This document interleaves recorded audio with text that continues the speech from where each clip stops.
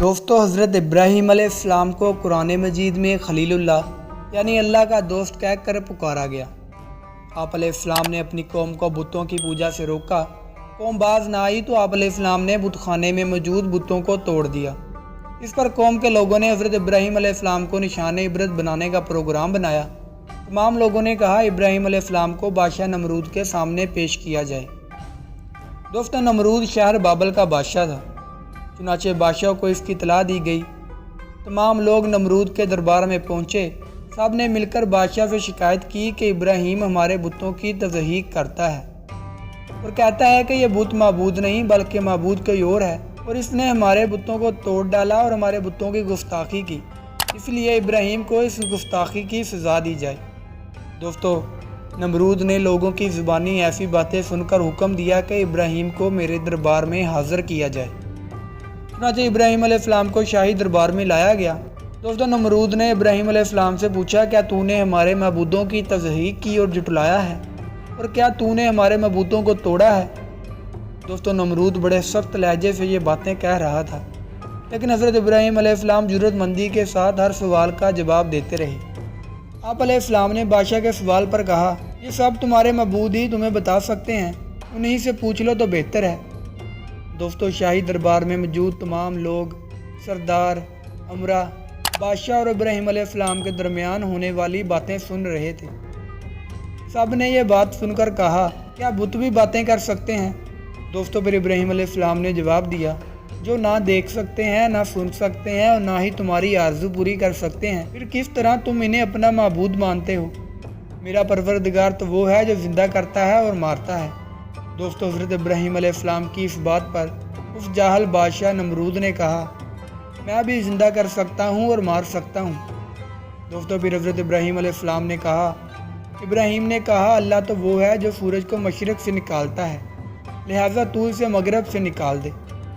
یعنی دوستو ابراہیم کا مطلب تھا کہ سورج روزانہ مشرق سے نکلتا ہے جو اس کے پیدا کرنے والے اور چلانے والے نے مقرر کر رکھا ہے۔ اگر تو ہی زندگی اور موت کا مالک ہے جیسا کہ تیرا دعویٰ ہے تو اس سورج کو مغرب سے لے آ، کیونکہ جو زندگی اور موت کا مالک ہے وہ ہر چیز پر غالب ہے۔ دوستو حضرت ابراہیم علیہ السلام کی اس بات پر نمرود کے پاس جواب دینے کو کچھ نہ رہا۔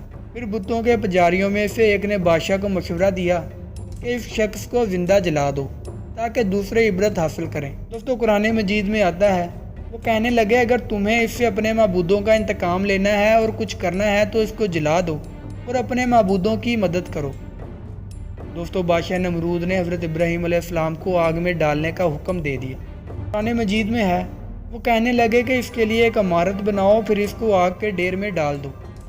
دوستو پھر ان لوگوں نے ہر ممکن جگہ سے ایندھن جمع کرنا شروع کیا اور ایک مدت تک ایندھن جمع کرتے رہے۔ پھر ان لوگوں نے ایک وسیع جگہ پر وہ ایندھن رکھ کر اسے آگ لگا دی۔ جب آگ روشن ہو گئی اور اس کے شعلے بلند ہو گئے تب انہوں نے ابراہیم علیہ السلام کے ہاتھ پاؤں باندھ کر اس آگ میں پھینک دیا۔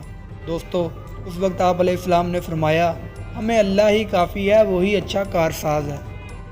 اللہ تعالیٰ نے آگ کو حکم دے دیا جس کا ذکر قرآن مجید میں ہے ہم نے حکم دیا اے آگ سرد ہو جا اور ابراہیم پر سلامتی والی بن جا۔ دوستو آگ نے حضرت ابراہیم علیہ السلام کی صرف وہ رسیاں ہی جلائیں جس سے آپ بندھے ہوئے تھے۔ دوستو اگر اللہ تعالیٰ آگ کو صرف یہ حکم دیتا کہ اے آگ سرد ہو جا تو آگ اتنی سرد ہو جاتی کہ اس کی ٹھنڈک سے آپ کو تکلیف محسوس ہوتی۔ اسی لیے اللہ تعالیٰ نے آگ کو سرد ہو جانے کے ساتھ ساتھ ابراہیم علیہ السلام پر سلامتی والی ہو جانے کا حکم دیا تاکہ ابراہیم علیہ السلام کو کوئی تکلیف نہ ہو۔ دوستو کفار نے حضرت ابراہیم علیہ السلام پر فتح پانی چاہی لیکن انہیں شکست ہوئی۔ انہوں نے بلند ہونا چاہا لیکن پستی نصیب ہوئی۔ اس بارے میں قرآن مجید میں اللہ تعالیٰ نے فرمایا اور ان لوگوں نے تو ابراہیم کا برا چاہا تھا مگر ہم نے ان کو نقصان میں ڈال دیا۔ دوستو انہیں دنیا میں خسارہ اور پستی نصیب ہوئی اور آخرت میں بھی انہیں جہنم کی آگ نصیب ہوگی۔